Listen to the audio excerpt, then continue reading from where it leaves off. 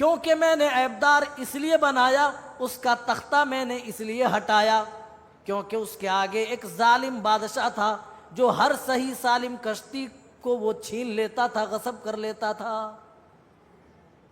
عیبدار بنا دیا تاکہ بادشاہ اس کشتی کو نہ چھینے، وہ مسکین کے پاس ہی رہے۔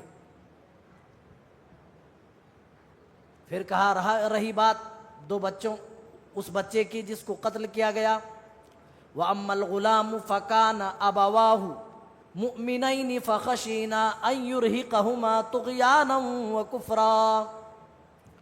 یہ بچہ بڑا ہو کر اپنے ماں باپ کا بڑا نافرمان بنتا، اپنے کفر و طغیان کی وجہ سے ان کو پریشان کرتے، تو اللہ کی طرف سے ہمیں اسے مارنے کا حکم دیا گیا، اس لیے ہم نے اس کا قتل کیا تاکہ اللہ تعالیٰ اس کے بدلے اور بہتر اولاد عطا کرے جو پاکیزہ زندگی والا ہو، جو پیار اور بہت زیادہ محبتوں والا ہو۔ اور جہاں تک دیوار ٹھیک کرنے کی بات ہے، وَأَمَّا الْجِدَارُ فَكَانَ لِغُلَامَيْنِ يَتِيمَيْنِ فِي الْمَدِينَةِ، میں نے دیوار اس لیے ٹھیک کی کیونکہ اسی شہر میں دو یتیم بچے رہتے تھے، دو یتیم بچے تھے۔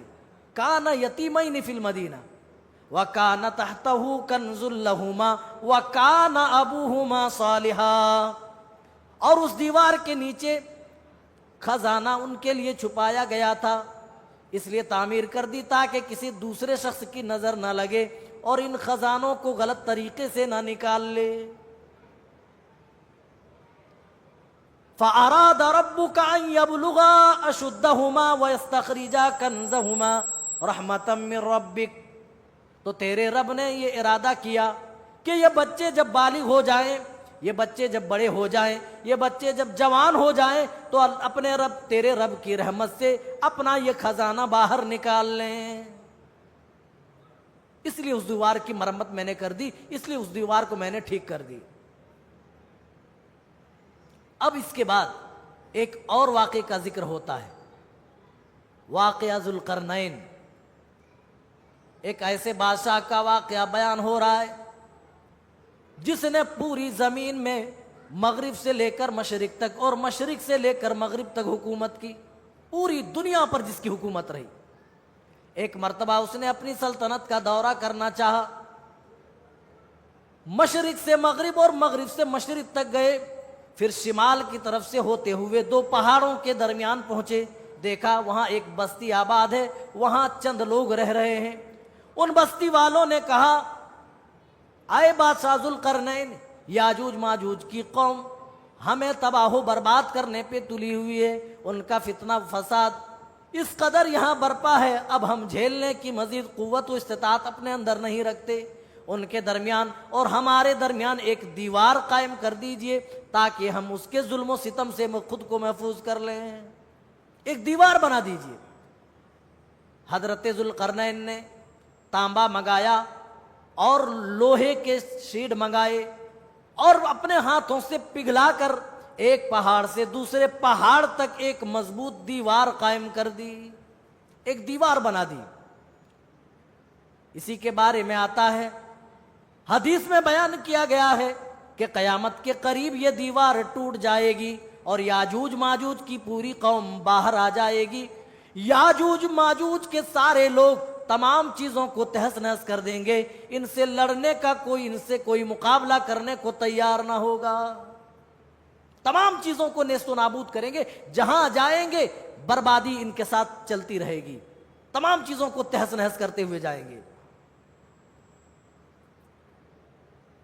پھر کہتے ہیں حضرت عیسیٰ علیہ السلام ان سے بچنے کے لیے ایمان والوں کو ساتھ لے کر پہاڑیوں کے اوپر چلے جائیں گے، پھر اللہ تعالیٰ سے دعائیں کریں گے، التجائیں کریں گے، اے میرے پروردگار، یاجوج ماجوج کی ایسی قوم ہے، اے اللہ اس نے فتنہ و فساد اس قدر برپا کر رکھا ہے، اے اللہ تیرے ایمان والے بندوں پر یہ ظلم و ستم کر رہے ہیں، اے اللہ ایسی قوم سے تو ہمیں نجات دے، ایسی قوم سے تو ہمیں حفاظت فرما۔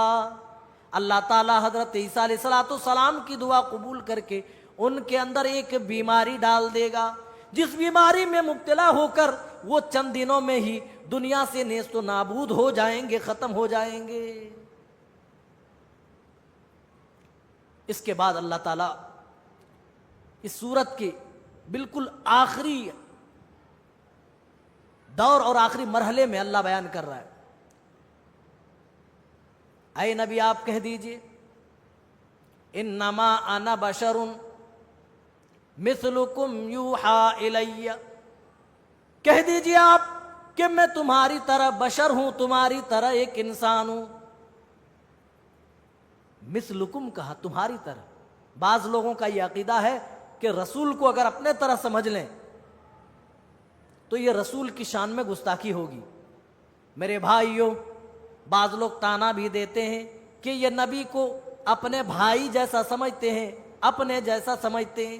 انسان ہونے کے اعتبار سے نبی ہوں، ولی ہوں یا کوئی اور بڑی شخصیت ہو، انسان ہونے کے ناحیے سے، انسان ہونے کی وجہ سے سارے کے سارے یکساں ہیں، برابر ہیں۔ نبیوں کے بھی دو پیر تھے، ہمارے بھی دو پیر ہیں، ان کی بھی دو آنکھیں تھی، ہماری بھی دو آنکھیں، ان کے دو ہاتھ تھے تو ہمارے دو ہاتھ ہیں۔ انسان ہونے کے اعتبار سے، بشر ہونے کے اعتبار سے سارے یکساں ہیں، برابر ہیں۔ جس طرح سارے دن برابر ہوتے ہیں، اتوار، سوموار، منگل، بدھ، جمعرات، جمعہ، لیکن جمعہ کی فضیلت تمام دنوں سے کہیں زیادہ بڑھ کر کے ہے۔ جس طرح تمام مہینے یکساں ہیں، تمام مہینے برابر ہیں، لیکن رمضان کا مہینہ بڑا فضیلت والا ہے، رمضان کا مہینہ بڑا بابرکت ہے کہ نہیں؟ اسی طرح انسان ہونے کے اعتبار سے سارے انسان یکساں ہیں، سارے انسان برابر ہیں، مگر پیارے نبی صلی اللہ علیہ وسلم کا مقام تمام کے تمام انسانوں سے کہیں زیادہ اولا و عرفہ ہے، تمام انسانوں سے بڑھا ہوا ہے۔ تو آپ کا انسان ہونا، آپ کا بشر ہونا، یہ آپ کی شان میں گستاخی نہیں ہے، بلکہ آپ کی نبوت کی دلیل ہے۔ اللہ نے جہاں کہیں بھی نبی کے لیے ذکر کیا، اللہ تعالیٰ نے عبد عبد کہہ کر کے اللہ نے پکارا، بندہ بندہ کہہ کر کے اللہ تعالیٰ نے اپنے نبی کو خطاب کیا، اور یہاں اپنے نبی کی زبان سے اللہ کہلوا رہا ہے، اے نبی آپ کہہ دیجئے انما انا بشر مثلکم، میں تمہاری طرح ایک بشر ہوں، انسان ہوں۔ یعنی دنیا میں اگر فرشتے ہوتے تو ہم کسی فرشتے کو نبی اور رسول بنا کر بھیجتے، دنیا میں انسان ہیں، ہم نے انسانوں کی رشد و ہدا کے لیے رسولوں کو بھیجا، تو ہم انسانوں میں سے ہی رسول بنا کر بھیجتے ہیں۔ لہٰذا اے نبی آپ کو کوئی اور مخلوق نہ سمجھ لیں، کسی اور مخلوق سے آپ کو تشبیہ نہ دے دیں، اے نبی اسی لیے آپ کھلم کھلا ڈنکے کی چوٹ آپ اعلان کر دیجئے، انما انا بشر، میں تو ایک بشر ہی ہوں تمہاری طرح۔ ہاں ایک چیز ہے ہمارے اندر جو تمہارے اندر نہیں، یوحی الیہ، میرے اوپر وحی کی جاتی ہے۔ کس چیز کی وحی کی جاتی ہے؟ الہکم الہ واحد، کہ تم سب کا معبود برحق ایک ہی ہے۔ پھر اللہ تعالیٰ کے بیان کر رہا ہے بالکل آخری آیت، فمن کان یرجو لقاء ربہ فلیعمل عملا صالحا، جو شخص اپنے رب سے ملاقات کی امید رکھے، فمن کان یرجو لقاء ربہ، جو اپنے رب سے ملنے کی توقع اور امید رکھے، فلیعمل عملا صالحا، اسے چاہیے کہ وہ اچھے اعمال کرے۔ جو رب سے ملنے کا خواہش مند ہو، جسے لگتا ہے کہ انہیں مرنے کے بعد رب کے پاس کھڑے ہو کر کے ان کے کیے جانے والے ایک ایک عمل کا حساب دینا ہے، انہیں چاہیے کہ دنیا میں وہ اچھے اعمال کریں، ورنہ اچھے اعمال کے بغیر وہ اس دن کامیاب نہیں ہو سکیں گے، جب یہ رب کی عدالت میں کھڑے ہوں گے، جب یہ رب کی بارگاہ میں کھڑے ہوں گے۔ فمن کان یرجو لقاء ربہ فلیعمل عملا صالحا، اسے چاہیے کہ وہ اچھے اعمال کرے۔ اور دوسری کنڈیشن اللہ بیان کر رہا ہے، ولا یشرک بعبادت ربہ احدا، اور اپنے رب کی عبادت میں کسی دوسرے کو شریک و ساجی نہ بنائے۔ عمل کی قبولیت کی دو کنڈیشن اللہ نے رکھی، ایک یہ کہ عمل صالح ہو، اور عمل صالح کب ہوتا ہے؟ جب ہم کوئی عمل اللہ اور اس کے رسول کے بتائے ہوئے طریقے پر کرتے ہیں، ورنہ کوئی ایسا عمل جس کی دلیل کتاب و سنت میں نہ ہو، ہماری نگاہ میں وہ چیز لاکھ محبوب ہو، لاکھ عزیز ہو، وہ چیز عمل صالح نہیں بن سکتی ہے۔ عمل صالح سے مراد ہر وہ عمل جس کی اجازت اللہ اور اس کے رسول نے دی ہے۔ دوسری کنڈیشن بتایا وَلَا يُشْرِكْ بِعِبَادَةِ رَبِّهِ أَحَدًا، تمہارے نیک اعمال اللہ کے یہاں کارگر تبھی ہوں گے، تبھی کام کے ہوں گے جب تم اللہ کی توحید لے کر صحیح سالم پہنچو گے۔ الذین آمنوا ولم يلبسوا ایمانہم بظلم اولئک لہم الامن وہم مہتدون۔ قیامت کے دن ہدایت یافتہ تو وہ لوگ قرار دیے جائیں گے، امن والے تو وہ لوگ ہوں گے جنہوں نے اپنے ایمان کے ساتھ ظلم کو نہ ملایا ہوگا، یعنی شرک کو نہ ملایا ہوگا۔ جو خالص توحید لے کر اللہ کے پاس جائے گا تب ان کے اچھے اعمال اللہ کے ہاں قابل قبول ہوں گے۔ اللہ نے بتا دیا۔ سورہ کہف یہاں سے ختم ہوتی ہے، اب سورہ مریم کی یہاں سے شروعات ہوتی ہے۔ سورہ مریم کی ابتدا میں اللہ تعالیٰ نے حضرت زکریا علیہ السلام کے بارے میں بیان کیا ہے۔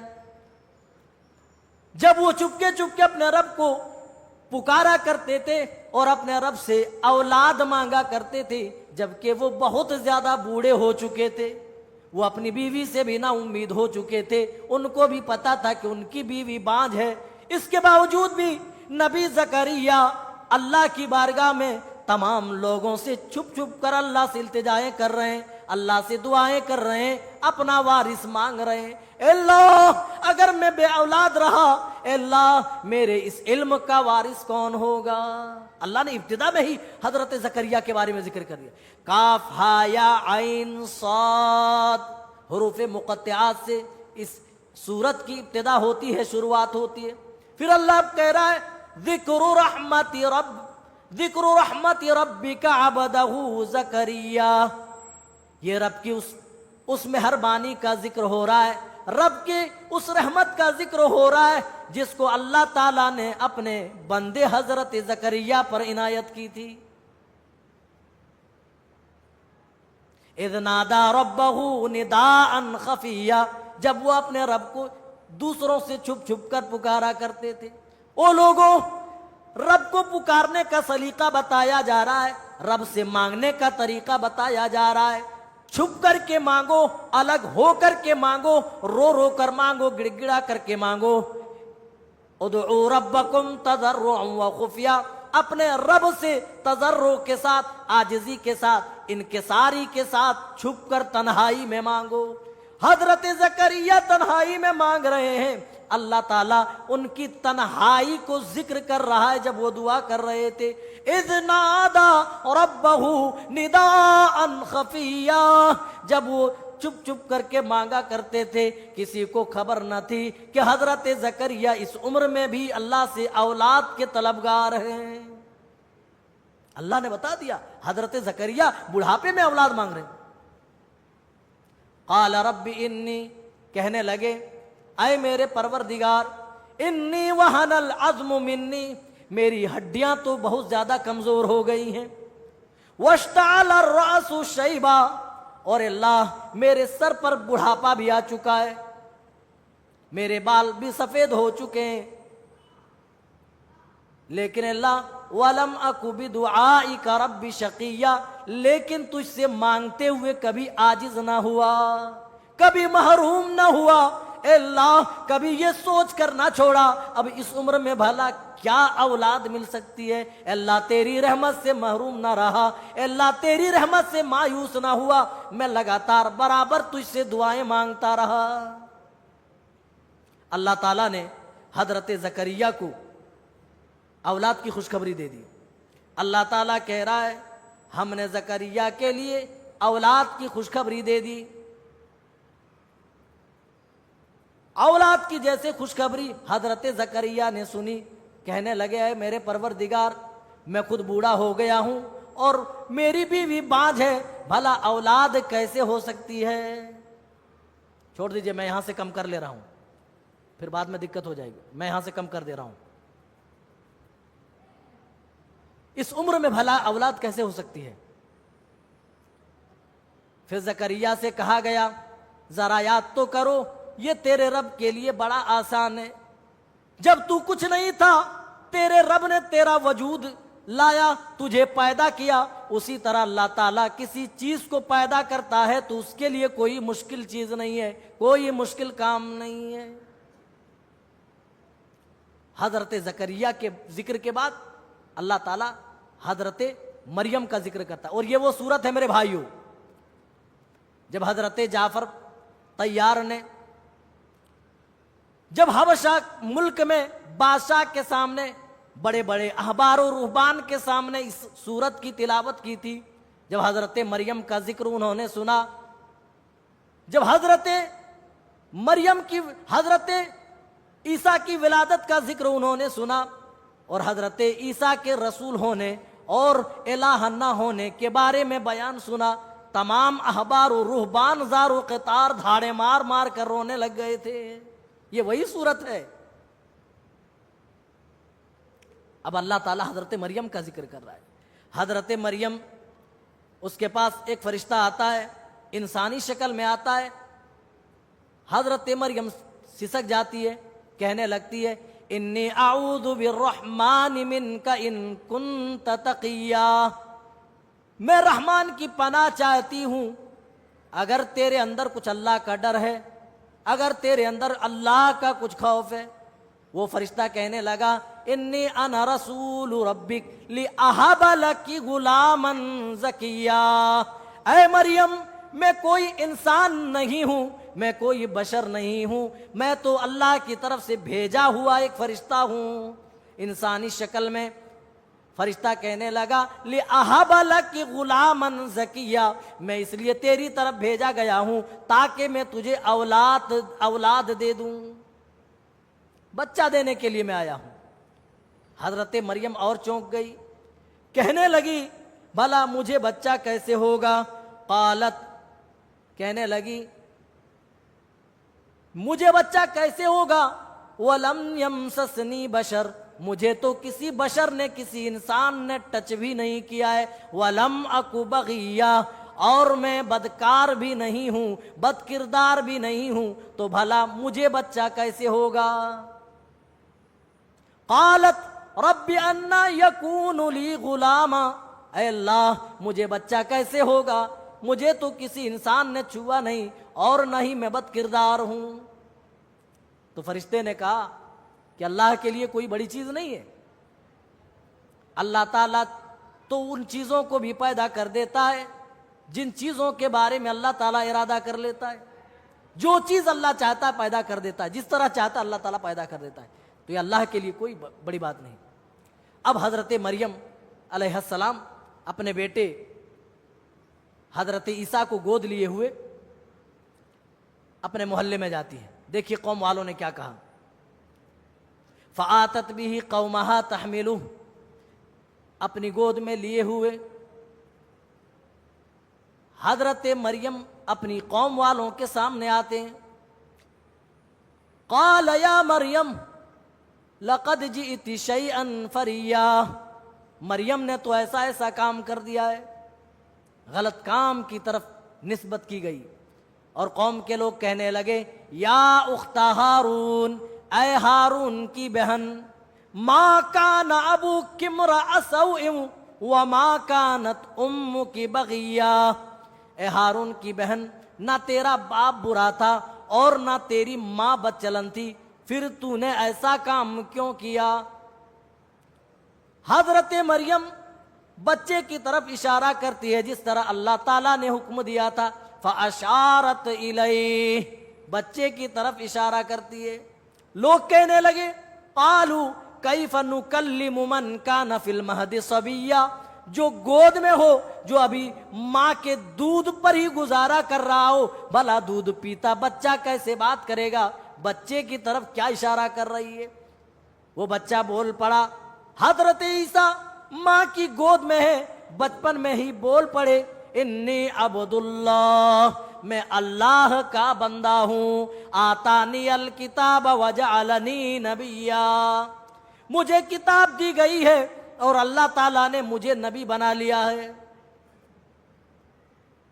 وجعلنی مبارکن اینما کنت واوصانی بالصلاۃ والزکاۃ ما دمت حیا، اور مجھے بابرکت بنا دیا گیا ہے میں جہاں رہوں، اور مجھے نماز و زکوٰۃ کی پابندی کا حکم دیا گیا ہے۔ حضرت عیسیٰ علیہ السلام اللہ تعالیٰ نے بچپن میں ہی ان کو قوت گویائی دے دی، بولنے کی صلاحیت دے دی، وہ ماں کی گود میں بول پڑے میں اللہ کا بندہ ہوں، اللہ نے مجھے اپنا رسول بنایا ہے، اپنی کتاب میرے اوپر نازل کی ہے، مجھے بابرکت بنایا ہے۔ اس طریقے سے اللہ تعالیٰ نے حضرت مریم کے اوپر لگے دھبے کو اللہ تعالیٰ نے صاف کیا۔ اور آگے بڑھیے میرے بھائیوں، اب یہاں سے حضرت ابراہیم کا ذکر ہوتا ہے۔ حضرت ابراہیم علیہ السلام اپنی قوم کو لگاتار دعوت دے رہے ہیں، اپنے باپ کو بھی سمجھا رہے ہیں، اور وقت کے بادشاہ نمرود کے ساتھ بھی ان کا معاملہ ہے، اور یہاں جو دعوت دے رہے ہیں اپنے باپ کو دے رہے ہیں۔ کیا دے رہے ہیں؟ دیکھیے کس طرح بات کرتے ہیں۔ وَإِذْ قَالَ لِأَبِيهِ يَا أَبَتِ، اے میرے ابو جان، یا ابت لم تعبد ما لا يسمع ولا يبصر ولا يغني عنك شيئا، اے میرے والد محترم، اے ابو جان، آپ ایسوں کی عبادت کیوں کرتے ہیں؟ ما لا يسمع ولا يبصر، جو نہ سن سکتے ہیں نہ دیکھ سکتے ہیں، ولا یغنی عنک شیئا، اور نہ ہی کسی چیز کے معاملے میں آپ کو فائدہ پہنچا سکتے ہیں، تو آپ ایسوں کی عبادت کیوں کرتے ہیں؟ یا ابتی، پھر کہتے انی قد جاءنی من العلم ما لم یأتک فاتبعنی اہدک صراطا سویا، اے میرے ابو جان، میرے پاس میرے رب کی طرف سے علم آ چکا ہے، وہ علم آیا ہے ما لم یأتک، جو علم آپ کے پاس نہیں آیا ہے، فاتبعنی، تو آپ میرے پیچھے پیچھے چلیے، میری پیروی کیجئے، مجھے فالو کیجئے، اہدک صراطا سویا، میں آپ کو سیدھے راستے کی طرف رہنمائی کروں گا۔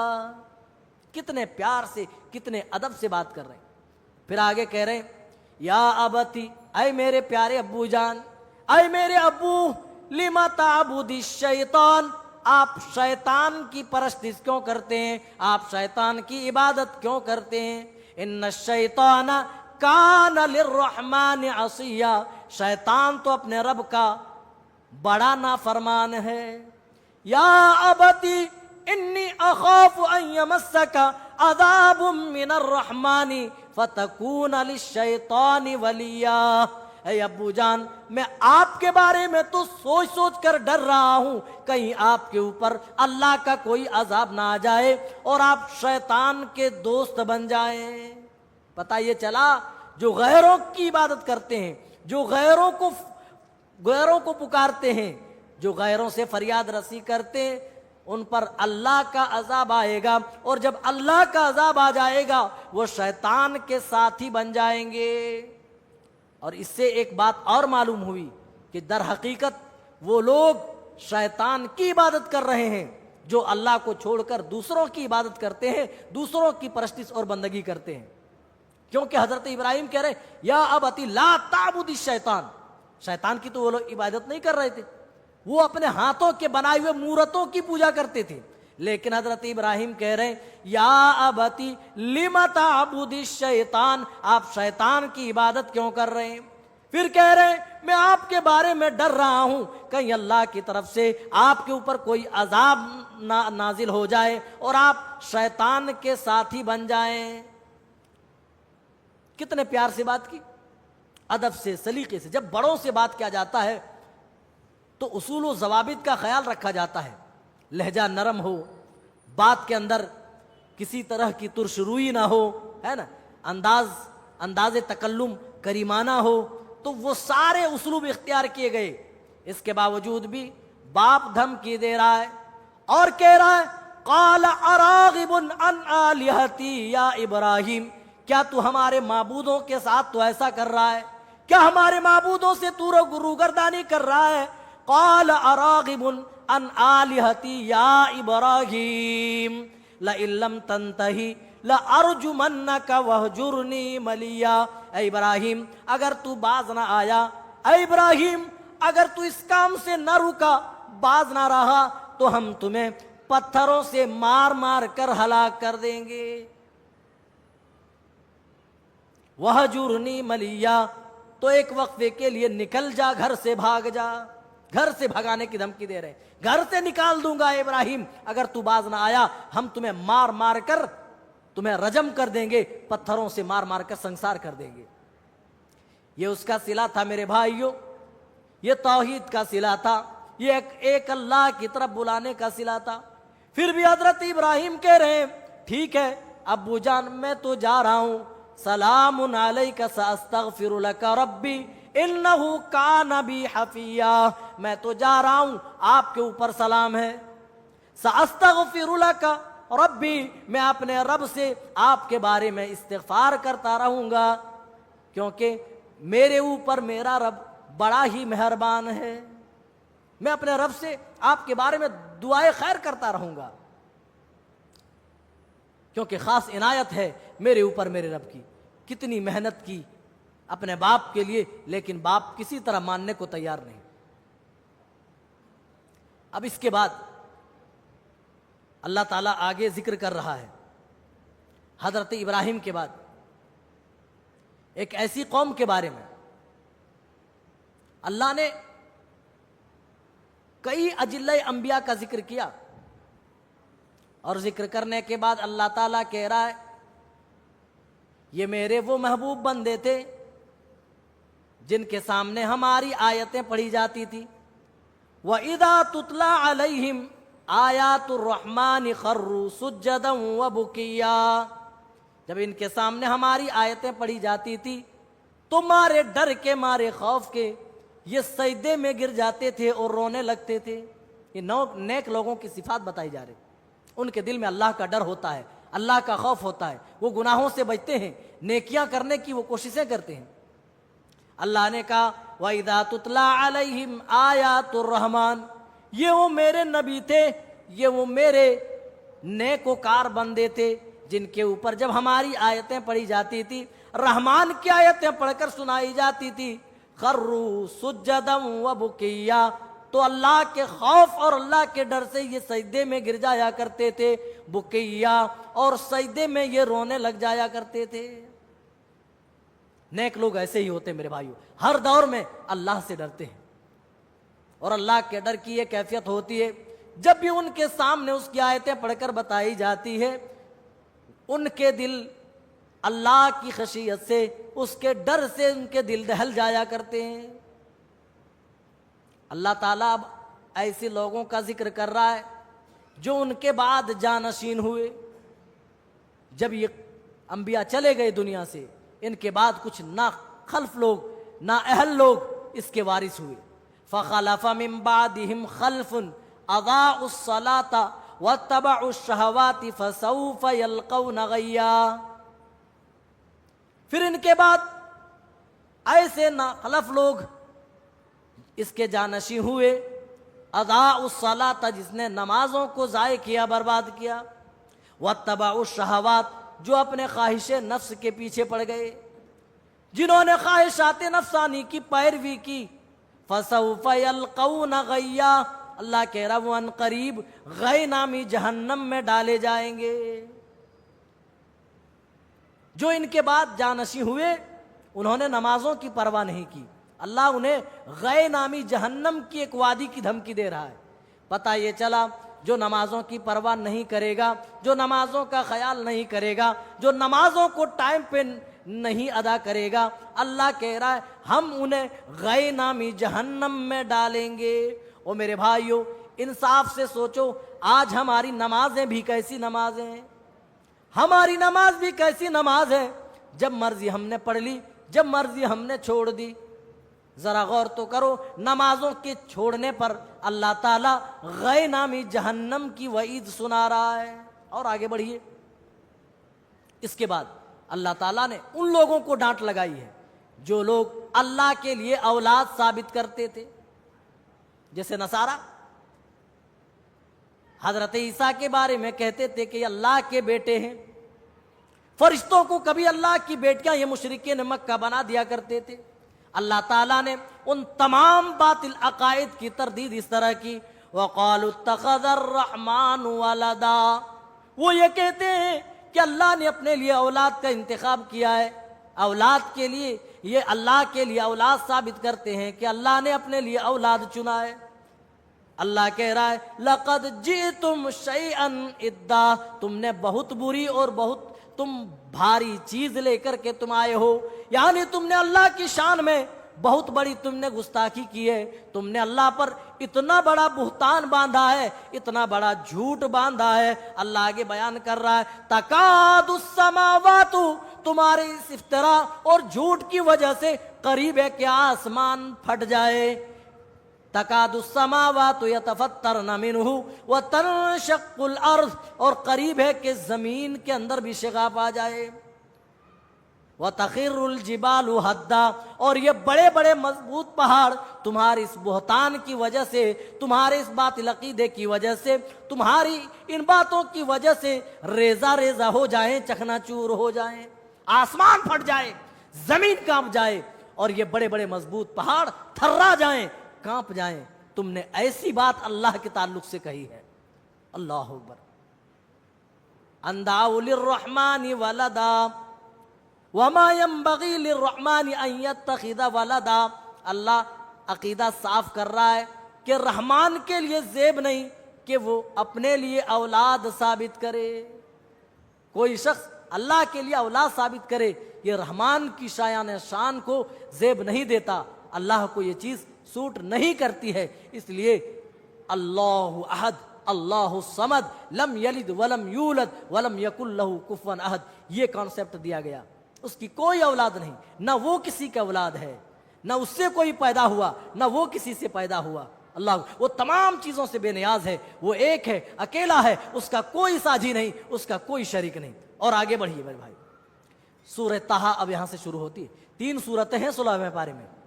سورہ کہف کا آخری حصہ ہے, پھر سورہ مریم پوری سورت ہے, پھر طٰہٰ کا کچھ حصہ اس 16ویں پارے میں آتا ہے. سورہ طٰہٰ کے بارے میں بتایا جاتا ہے کہ سورہ طٰہٰ سن کر حضرت عمر فاروق اسلام لائے تھے. یہی وہ سورت تھی جو حضرت عمر رضی اللہ تعالیٰ عنہ کے ایمان لانے کا سبب بنی تھی. پوری سورت کا ذکر کرنا یا سورت سے کچھ حصہ لینا وقت کا تقاضا نہیں ہے میرے بھائی. بس 1 آیت اور 2 آیت میں بتا کر کے بات ختم کر رہا ہوں. اللہ تعالیٰ نے اس سورت کے اندر موسیٰ علیہ السلام کا اکثر ذکر کیا ہے. موسیٰ علیہ السلام کی موسیٰ علیہ السلام کے بچپن کا بھی ذکر کیا ہے, ان کی جوانی کا بھی ذکر کیا ہے, ان کی دعوت کا بھی ذکر کیا ہے, قوم والوں نے جو دعوت کے بعد سلوک کیا اس سلوک کا بھی ذکر کیا ہے. اللہ نے موسیٰ علیہ السلام کی زندگی کے ہر مرحلے کو سورہ طٰہٰ میں ذکر کیا ہے. خصوصاً اس دعا کا بھی ذکر کیا ہے جس دعا کو حضرت موسیٰ علیہ السلام پڑھا کرتے تھے, جو دعا بکثرت مانگا کرتے تھے. کون سی دعا تھی؟ رب اشرح لی صدری, اے اللہ تو میرے سینے کو کھول دے. کہا جاتا ہے کہ حضرت موسیٰ علیہ السلام کی زبان میں لکنت تھی, اس طرح اٹک اٹک کر بولتے تھے. اس دعا کی بدولت اللہ تعالیٰ نے ان کا سینہ کھول دیا. ان کی زبان میں جو گرہ تھی, گانٹھ تھی, اللہ نے اس کو بھی زائل کر دیا, ختم کر دیا. تو اس دعا کے اندر یہ برکت ہے. کوئی بچہ اگر پڑھنے میں کند ذہن ہے تو پڑھنے سے پہلے یہ دعا ضرور پڑھنی چاہیے. رب اشرح لی صدری, اے اللہ میرے سینے کو تو کھول دے.